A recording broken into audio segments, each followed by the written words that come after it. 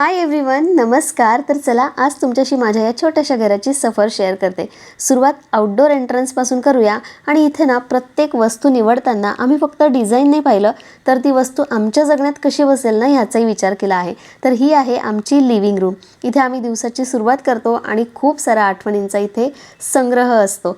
त्यानंतर आमची बाल्कनी। आता इथे संध्याकाळी खूप मोकळा श्वास घेतला जातो, मस्त कॉफी आणि निसर्गाचा आनंद येतो। प्रत्येक वस्तू ना अगदी मनापासून निवडलेली आहे। किचन मध्ये एंट्री केल्यानंतर सुंदर असं देवघर दिसतं आणि तेवढाच सुंदर हा माझा किचन प्लॅटफॉर्म आहे, जो मी अगदी मनापासून सजवलेला आहे। प्रत्येक कोपरा सुंदर दिसावा एवढंच वाटलं आणि असा प्रयत्न केला।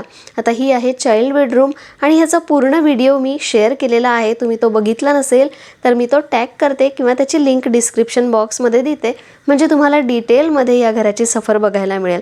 तर कसं वाटलं आमचं घर नक्की कमेंट करून सांगा। चला बाय।